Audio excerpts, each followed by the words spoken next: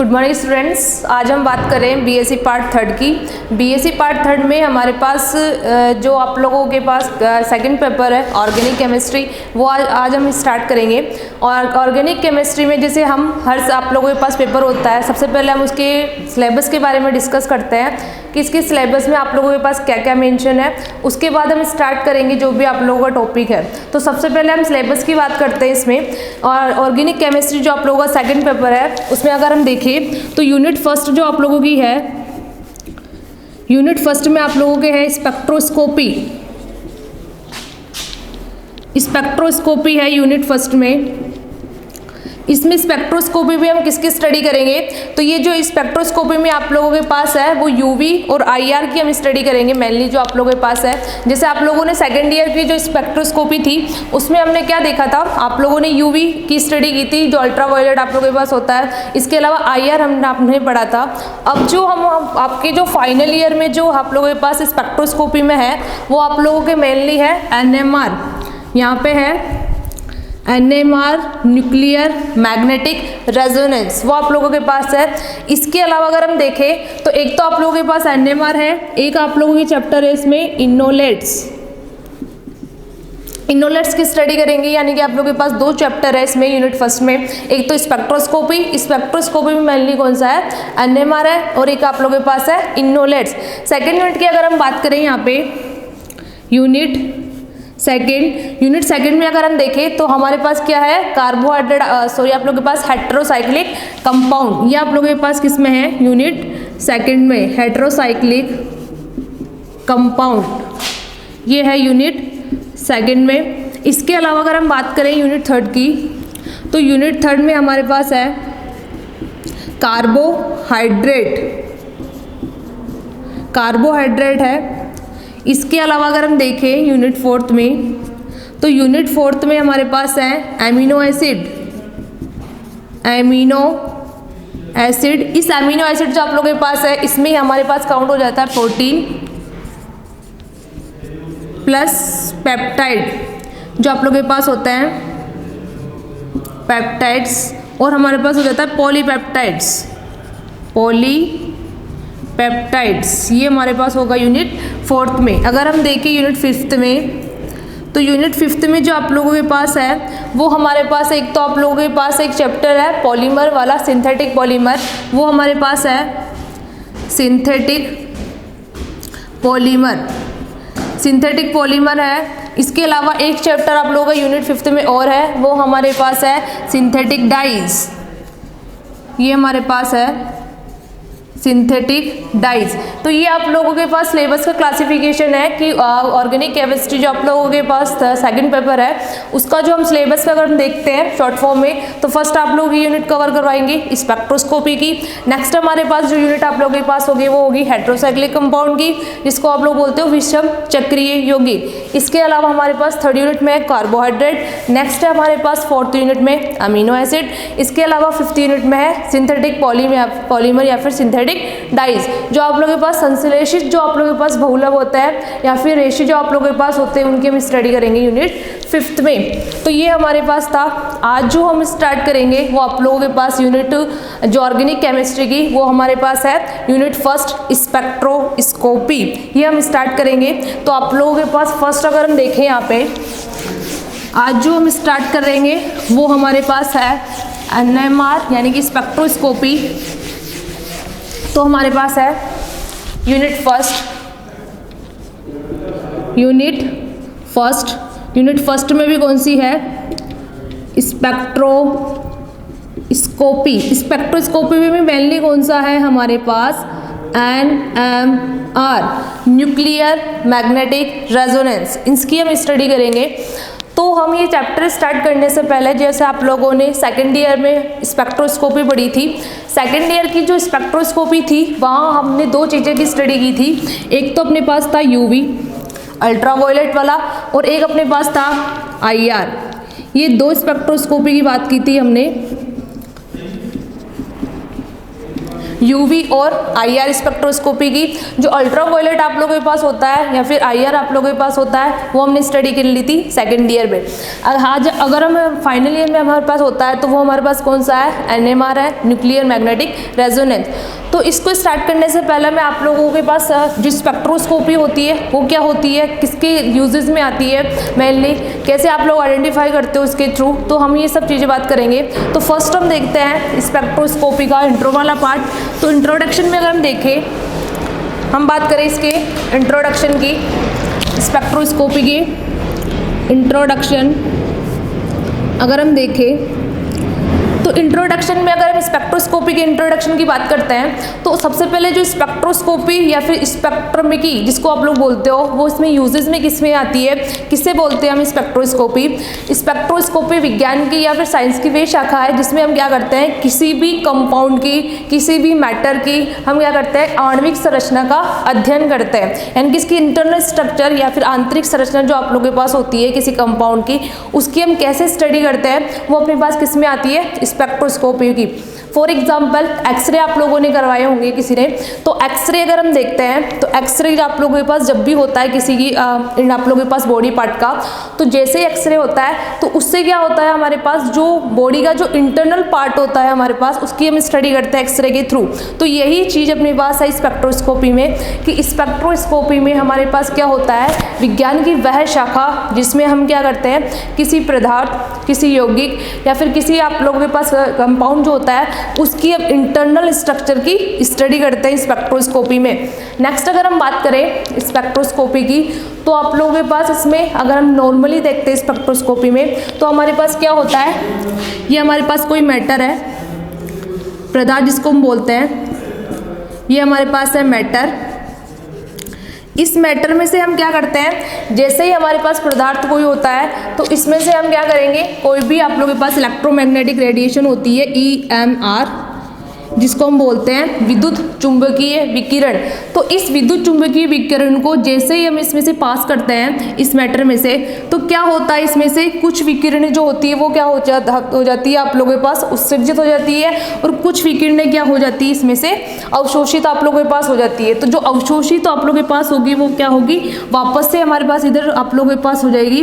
तो ये आप लोगों के पास क्या होगा, यहाँ से जो कुछ विकिरणें क्या होगी हमारे पास एब्जॉर्प्शन हो जाएगी, एब्जॉर्प्शन यानी कि अवशोषित हो जाएगी, अवशोषण हो जाएगा इनका, और कुछ विकिरणों का क्या हो जाएगा हमारे पास यहाँ पे उत्सर्जन, यहाँ हो जाएगा इमिशन जिसको हम बोलते हैं उत्सर्जन।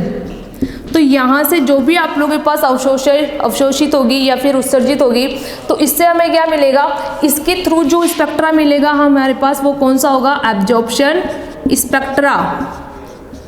ये हमारे पास होगा एब्जॉर्प्शन स्पेक्ट्रा, इसके थ्रू जो भी मिलेगा हमारे पास वो होगा इमिशन स्पेक्ट्रा। ये हमारे पास होगा इमिशन स्पेक्ट्रा और एक हमारे पास होगा एब्जॉर्प्शन स्पेक्ट्रा।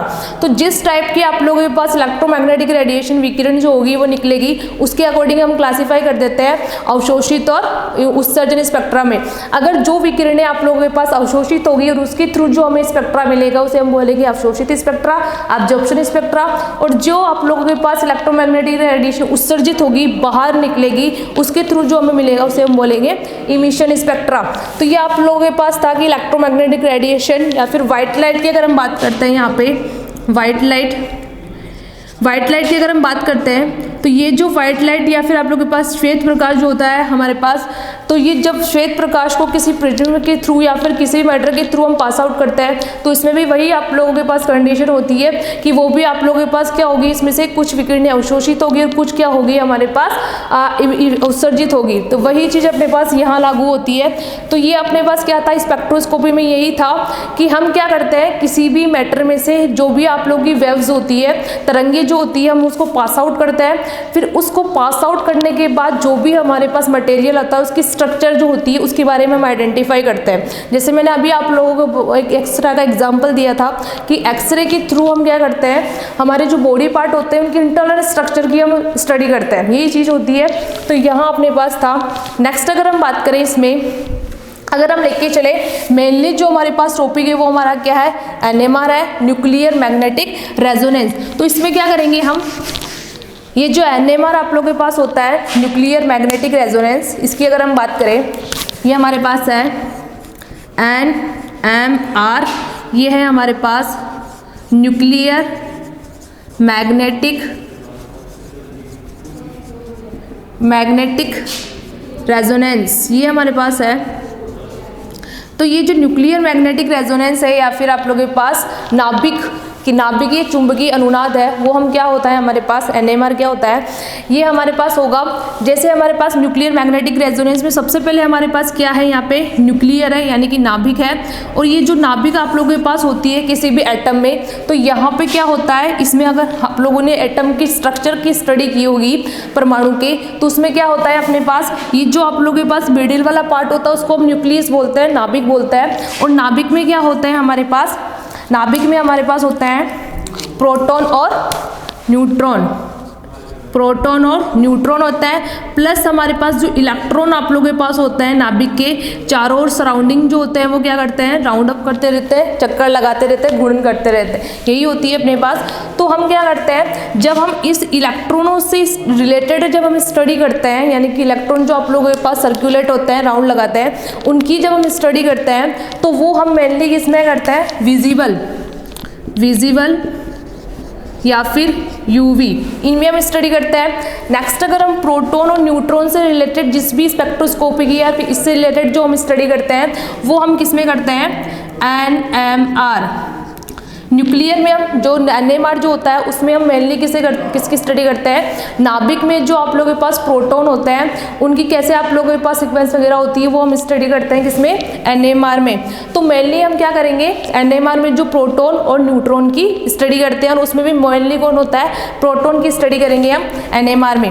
नेक्स्ट अगर हम टर्म देखें, फर्स्ट हमने देख लिया इसको, न्यूक्लियर मतलब नाभिक, नाभिक में क्या होंगे, प्रोटॉन। नेक्स्ट अगर हम बात करें यहाँ से, ये जो आप लोगों के पास सेकंड वाला है मैग्नेटिक, मैग्नेटिक मीन्स क्या होगा, यहाँ पे अगर हम देखें तो ये हमारे पास होगा मैग्नेटिक मीन्स जो आप लोगों के पास मैग्नेटिक या फिर जो चुंबकीय होता है, तो हम क्या करेंगे, जो नाभिक आप लोगों के पास होगी उसको चुंबकीय क्षेत्र में रखते हैं। तो जैसे ही हम नाभिक को चुंबकीय क्षेत्र में रखते हैं तो उसमें क्या होता है, ये जो मैग्नेटिक आप लोगों के पास होगा जैसे हम रखेंगे तो उसमें क्या होगा, संक्रमण में होगा आप लोगों के पास, ट्रांजिशन होगा, संक्रमण जिसको हम बोलते हैं, ट्रांजिशन और बस होगा रेजोनेंस जिसमें होगा उसको बोलते हैं। तो मेनली क्या होगा हमारे पास यहाँ पे, ये जो आप लोगों के पास जैसे हमारे पास कोई क्या होगी, रेडियो वेव होगी, इस रेडियो वेव को हम क्या करेंगे, ये जो आप लोगों के पास रेडियो वेव होगी, इस रेडियो वेव को हम क्या करेंगे,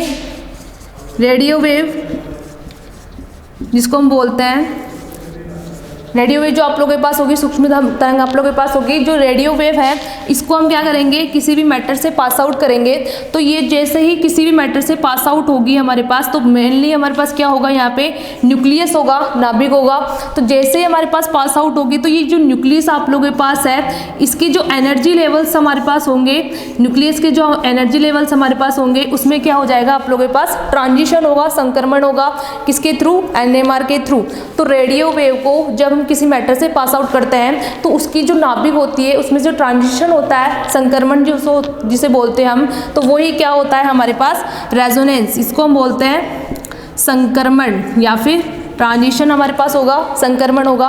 तो ये अपने पास फुल फॉर्म थी न्यूक्लियर मैग्नेटिक रेजोनेंस की, कि नाभिकीय चुंबकीय अनुनाद, कि जैसे ही हम रेडियो वेव को किसी मैटर में से पास आउट करते हैं तो उसमें जो नाभिक होती है उसमें क्या होता है, ट्रांजिशन होता है, संक्रमण होता है, इसी को हम क्या बोलते हैं, रेजोनेंस बोलते हैं। तो ये अपने पास थी न्यूक्लियर मैग्नेटिक रेजोनेंस की। नेक्स्ट अगर हम बात करें इसमें जो NMR आप लोगों के पास होगा, तो हमारे पास कैसे होगा, NMR जो हम स्टडी करेंगे NMR के लिए, वो हमारे पास क्या होगा, जैसे हम इलेक्ट्रॉन की स्टडी करते हैं, इलेक्ट्रॉन में हम देखते हैं, जैसे हमारे पास नाभिक है, ये हमारे पास क्या है, कोई भी एटम है और एटम में क्या होता है हमारे पास, जो मिडिल होता है उसमें क्या होता है, न्यूक्लियस होते हैं, उसके सराउंडिंग क्या होता है हमारे पास, ये आप लोगों के पास इलेक्ट्रॉन सराउंडिंग आप लोगों के पास चक्कर लगाते हैं। तो यहाँ क्या होगा, जो आप लोगों के पास बीच में जो न्यूक्लियस होगी उसमें क्या होंगे, प्रोटॉन और न्यूट्रॉन। इसके अलावा जो इलेक्ट्रॉन्स जो होंगे आप लोगों के पास वो क्या होते हैं, सर्कुलेट होंगे, घूमते रहेंगे हमारे पास, जो ऑर्बिटल्स होते हैं उनमें। तो जैसे हम क्या करते हैं, इस इलेक्ट्रॉनों की अगर हमें स्टडी करनी है, इलेक्ट्रॉनों से रिलेटेड अगर हमें स्टडी करनी है तो उसके लिए हम क्या करते हैं, यहाँ पे इलेक्ट्रॉन से जैसे हम स्टडी करते हैं, तो अभी मैंने आप लोगों को बताया कि इलेक्ट्रॉन से रिलेटेड जब भी हमें स्टडी करनी होती है तो हम किस में करते हैं, यूवी या फिर IR। जैसे आप लोगों ने पढ़ा होगा इलेक्ट्रॉनिक संक्रमण, sigma to sigma star, pi to pi star, n to sigma star, वो सभी किस में आते हैं, इलेक्ट्रॉनिक ट्रांजिशन या फिर इलेक्ट्रॉनिक संक्रमण, इलेक्ट्रॉनिक ट्रांजिशन या फिर इलेक्ट्रॉनिक संक्रमण में आते हैं हमारे पास सिग्मा टू सिग्मा स्टार या फिर पाई टू पाई स्टार। अगर हम देखें जैसे हमारे पास इलेक्ट्रॉनिक संक्रमण अगर हमारे पास हो जाता है तो इलेक्ट्रॉन से हमारे पास मेनली क्या होता है, इलेक्ट्रॉन से रिलेटेड हमारे पास स्पिन होती है, स्पिन क्वांटम नंबर कि चक्करण इलेक्ट्रॉनों का कैसे हो रहा है वो हम देते हैं इसमें +½ और -½ 2 टाइप से देते हैं हम इलेक्ट्रॉनों की स्पिन को कि कैसे हमारे पास इलेक्ट्रॉन स्पिन करेंगे +½ और -½ में। तो ये हमारे पास होता है जैसे हम इलेक्ट्रॉन में स्टडी करते हैं। अब हम क्या करेंगे, हमें प्रोटॉन से रिलेटेड स्टडी करनी है कि प्रोटॉन से रिलेटेड हमारे पास कैसे आप लोगों के पास होगा। तो जैसे हम इलेक्ट्रॉनों को ट्रांजिशन के लिए स्पिन S का यूज़ लेते हैं, वैसे हम क्या करेंगे, यहाँ पे जो इलेक्ट्रॉन आप लोगों के पास जो न्यूक्लियर होगा, न्यूक्लियर में जो ट्रांजिशन होगा मेनली, यानी कि यहाँ पे हम देखें न्यूक्लियर में जो ट्रांजिशन होगा इसकी स्टडी करने के लिए हम कौन सा टर्म यूज में लेते हैं, आई। ये होती है आप लोगों के पास nuclear spin quantum number, nuclear आप लोगों के पास होगी ये वाली। तो यहाँ पे हम क्या करेंगे, जो NMR को हम देखने के लिए क्या करते हैं कि जो भी आप लोगों के पास आई की वैल्यू कैसे डिपेंडेंट होगी NMR आप लोगों के पास स्पेक्ट्रा से, तो हमारे पास क्या होता है, आई जो होता है वो अगर ≠ 0 होगा, यानी कि ऐसे कंपाउंड जिनके लिए आई की वैल्यू क्या होगी, ≠ 0 होगी, तो वो तो क्या होंगे हमारे पास NMR एक्टिव होंगे। और जिनके लिए आई की वैल्यू 0 होगी, यानी कि न्यूक्लियर आप लोगों के पास स्पिन क्वांटम नंबर की वैल्यू क्या होगी, 0 होगी, वो क्या होंगे, NMR इनएक्टिव, ये अपने पास होंगे इसमें, यानी कि आप लोगों के पास सक्रिय नहीं होंगे, यानी कि ये NMR स्पेक्ट्रा नहीं देंगे। अब ये आई जो आप लोगों के पास है, यानी कि न्यूक्लियर स्पिन क्वांटम नंबर है, इसकी वैल्यू हम कैसे निकालेंगे, ये निकालेंगे हम प्रोटॉन और न्यूट्रॉन से, कि जैसे आप लोगों के पास प्रोटॉन और न्यूट्रॉन की संख्या कैसे हम काउंट करके क्या करेंगे कि आप लोगों के पास किसकी वैल्यू i = 0 होगी और किसकी वैल्यू i = 0 होगी, तो ये हमारे पास होगी। तो ये आप लोगों को चीज़ ध्यान रखनी है कि जब भी हमारे पास जो कंपाउंड व यौगिक जो आप लोगों के पास NMR स्पेक्ट्रा शो करेंगे वो कौन से कंपाउंड करेंगे, जिनके लिए i = 0, यानी कि i की वैल्यू क्या 0 नहीं होनी चाहिए, यानी कि जिनकी वैल्यू i की वैल्यू जिनकी 0 होगी वो क्या होंगे, NMR इनएक्टिव, और जिनकी वैल्यू i की 0 नहीं होगी वो क्या होंगे, NMR एक्टिव। तो ये हमारे पास जो आप लोगों की फर्स्ट यूनिट थी ऑर्गेनिक केमिस्ट्री की स्पेक्ट्रोस्कोपी में NMR, उसकी हमने थोड़ी बहुत पार्ट की स्टडी की है। सबसे पहले मैंने आप लोगों को क्या बताया NMR में कि NMR होता क्या है, न्यूक्लियर मैग्नेटिक रेजोनेंस। इसमें क्या होगा, स्पेक्ट्रोस्कोपी की ये जो NMR होगा उसमें हम क्या करते हैं, जो न्यूक्लियस होती है, नाभिक जो होती है, उसका चुंबकीय क्षेत्र में कैसे रेजोनेंस होता है, कैसे ट्रांजिशन होता है, उसकी हम स्टडी करेंगे NMR में। इसके अलावा मैंने आप लोगों को बताया कि कौन से कंपाउंड होंगे जो NMR एक्टिव होंगे और कौन से जो होंगे वो NMR इनएक्टिव होंगे। यहाँ तक कि हमने स्टडी कर ली। इसके बाद जो प्रोटॉन और कैसे हम आई की वैल्यू निकालते हैं वो हम देखेंगे नेक्स्ट क्लास में। आज के लिए इतना ही, थैंक यू।